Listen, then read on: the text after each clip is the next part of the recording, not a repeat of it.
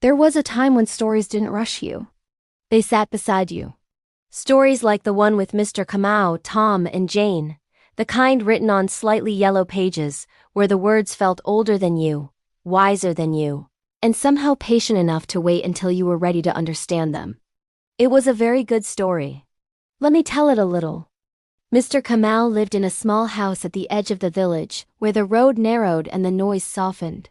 His fence was old but strong, his mango tree taller than the roof, and his door was always open before sunset. People said he had lived long enough to see the world change, but not long enough to forget how it once was. Tom and Jane were siblings, curious, restless, and always asking questions adults didn't have time to answer. They walked to school every morning, dust on their shoes, books hugged to their chests, laughter trailing behind them like a promise.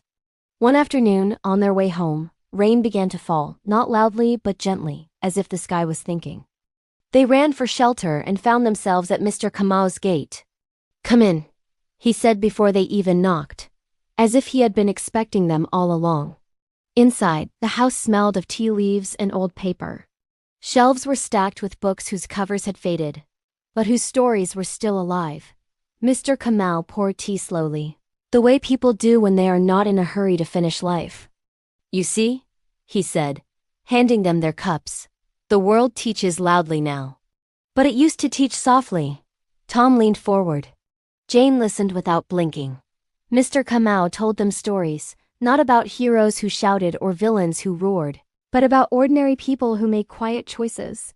Farmers who waited, children who listened, villages that survived because people remembered how to care for one another. He told them that wisdom doesn't always arrive dressed as success. Sometimes it looks like patience. Sometimes like kindness no one applauds. As the rain slowed, Tom asked, "How do you know when you're doing the right thing?" Mr. Kamau smiled, the kind of smile that takes years to earn. "You don't always know," he said. "But the right thing feels light when you carry it. Heavy things usually belong to fear." Jane asked, "Will things always change?" "Yes," he said gently. "But the heart remembers. And that's enough." When the rain stopped, the children stood to leave. Mr. Kamau walked them to the gate and placed a book in Jane's hands.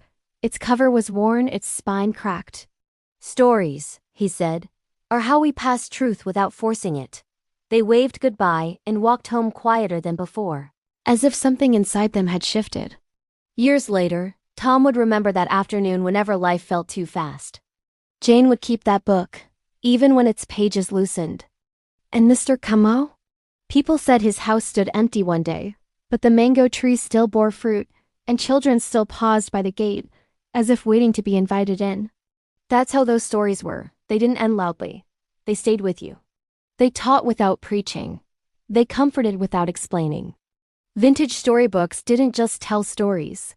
They raised us gently, one quiet lesson at a time. And somehow, even now they still whisper when the world gets too loud.